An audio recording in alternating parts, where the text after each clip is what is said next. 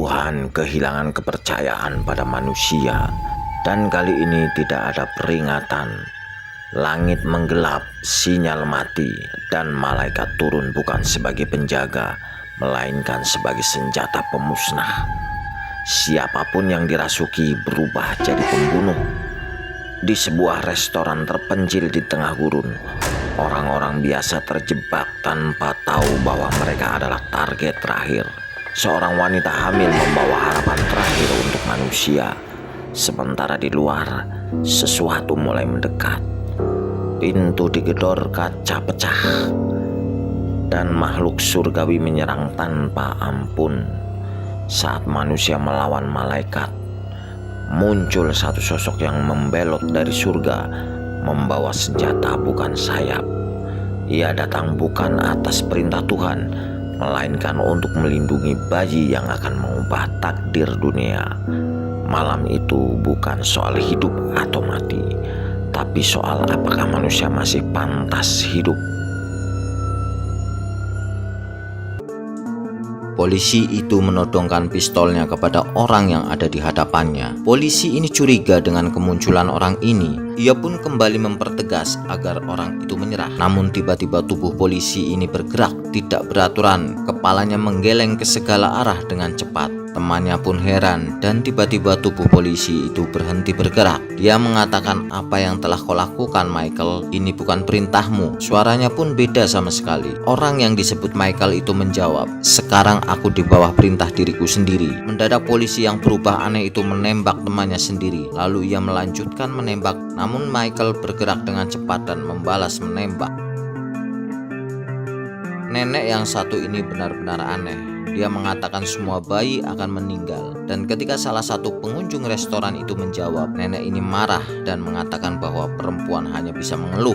Sang suami tentu saja marah dan membela istrinya itu. Dia menghampiri si nenek. Di luar dugaan, tiba-tiba nenek itu bergerak dan menggigit leher pria itu. Pria itu terkejut lalu roboh. Nenek itu berubah menyeramkan sekali. Dia mengatakan kalian semua akan mati. Karena kesal dengan tingkah nenek itu, salah satu pengunjung melemparkan alat dapur ke nenek itu. Nenek itu pun marah. Ia lalu melompat ke arah jendela, kemudian merangkak merambat ke tembok. Badannya menempel di tembok seperti cicak. Pemilik restoran inisiatif untuk menembak si nenek, namun karena panik tembakannya tidak satu pun yang mengenai si nenek. Nenek itu berjalan pelan-pelan ke arah orang yang mengambil senjata itu. Semua orang menyuruhnya agar dia langsung menembak si nenek, namun sepertinya dia tidak tega. Dia menodongkan senjata tapi tidak kunjung menembak si nenek.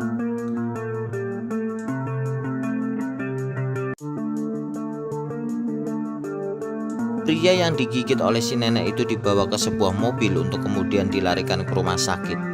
Mereka harus bergerak cepat agar pria ini tidak kehabisan banyak darah dan mendapatkan penanganan semestinya. Rupanya untuk sampai ke rumah sakit terdekat jaraknya lumayan jauh. Sang istri pria itu panik melihat kondisi suaminya dan ingin segera ke rumah sakit. Namun di tengah perjalanan terdapat pemandangan aneh. Pemandangan seperti awan yang bergulung hitam seolah-olah mau hujan. Mereka semakin dekat dan mulailah terdengar suara berisik berdengung. Mendadak sesuatu menabrak kaca mobil depan. Makin lama semakin banyak dan menembus melewati sela-sela mobil. Charlie, anak dari pemilik restoran ini, bernafas lega. Akhirnya datang juga seorang polisi. Namun ayahnya dan beberapa temannya tidak begitu saja percaya apa yang dilihatnya. Pemilik restoran lalu menjelaskan bahwa ia dan temannya bertindak curiga kepada siapapun yang datang ke sini karena beberapa kejadian yang menimpa restoran dan pengunjungnya sebelumnya. Ketika tamu asing itu masih diam saja, pemilik restoran pun mendekati dan tiba-tiba senjatanya direbut oleh tamu asing itu tanpa sempat ia menyadarinya. Tamu asing itu memberikan beberapa keterangan yang justru membuat mereka semakin bingung. Tamu asing itu mengatakan mereka ada di sini.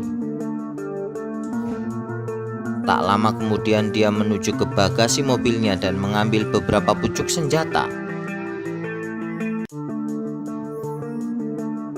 Dalam situasi seperti ini, tiba-tiba di kejauhan terdengar suara musik penjual es krim. Mereka merasa aneh, malam-malam ada penjual es krim di situasi yang gawat seperti malam ini. Lalu tampaklah penjual es krim itu turun. Ia menjejakkan kakinya perlahan-lahan. Semua orang siap dengan senjatanya masing-masing. Ketika dia mendengar sesuatu, tiba-tiba dia berteriak dan terjadi keanehan. Tiba-tiba kedua tangannya mulur bertambah panjang, hampir sama dengan kakinya. Ia pun segera mengambil langkah panjang menuju ke atas atap di mana pemilik restoran itu berada. Namun belum sampai, beberapa peluru telah menembus dadanya. Kemudian dia pun terdiam. Dua malaikat ini sedang membicarakan tingkah manusia yang semakin bobrok. Salah satu malaikat yang bernama Michael mengatakan, dari awal manusia diciptakan, kita para malaikat harus menyayangi mereka. Sementara malaikat yang satunya bernama Gabriel menjawab bahwa tingkah manusia sekarang sudah kelewat batas dan mereka harus mendapatkan hukuman.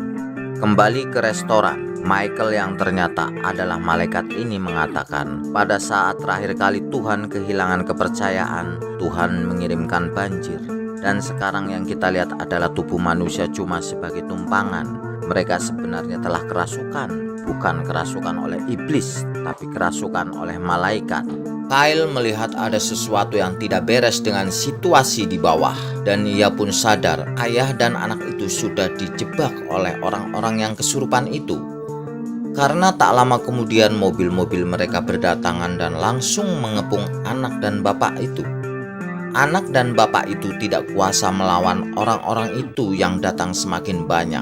Akhirnya dengan nekat, Kyle turun ke bawah dan langsung menembaki orang itu. Kyle lalu mengambil anak itu sambil menodongkan senjatanya ke arah orang-orang kesurupan. Namun tidak disangka, bahaya yang sebenarnya justru mengancam Charlie tiba-tiba memegang perutnya yang terasa mulas. Ia merasakan bahwa bayinya sudah saatnya untuk keluar dari rahimnya. Michael yang memegangi tubuh Charlie, kemudian ia menyuruh Audrey agar membantu persalinan Charlie. Audrey mengatakan bahwa ia tidak pernah membantu persalinan, sementara Michael tidak peduli karena orang-orang kesurupan itu sudah mengepung restoran. Sementara Charlie berusaha mendorong agar bayinya cepat keluar. Setelah mengalami kesakitan yang luar biasa, anak bayi penyelamat manusia itu pun lahir dengan selamat. Kedatangan malaikat Gabriel benar-benar mengejutkan, apalagi kedatangannya langsung menyerang orang yang ada di situ. Pemilik restoran menembakkan senjatanya, namun dengan sayap-sayapnya yang sekuat besi, malaikat Gabriel menangkis peluru-peluru itu. Sementara Michael menyuruh agar suami dan Charlie segera meninggalkan tempat itu. Dengan menggendong bayinya, Charlie dan suaminya segera keluar dari restoran itu. Dan aneh sekali, tiba-tiba orang-orang kesurupan itu semuanya terdiam, seolah-olah takut melihat bayi itu. Mereka pun memberi jalan kepada Charlie untuk meninggalkan restoran itu.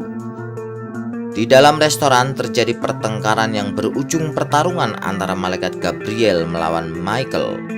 Dengan sayap-sayapnya malaikat Gabriel menyerang Michael, sementara Michael menembakkan senjatanya. Dan suatu saat Michael berhasil menyergap tubuh malaikat Gabriel, tapi sesuatu terjadi di luar dugaan. Tiba-tiba malaikat Gabriel menusukkan senjata ke dadanya dan menembus ke dada Michael. Malaikat Gabriel menyusul Charlie dan langsung menyerang suami Charlie. Ketika malaikat Gabriel hendak menyerang suami Charlie, tiba-tiba muncul makhluk bersayap lainnya. Ia ternyata adalah Michael. Dia telah diampuni oleh Tuhannya. Malaikat Gabriel marah dan mengayunkan senjatanya, namun ternyata Michael lebih cepat darinya. Malaikat Gabriel pun roboh.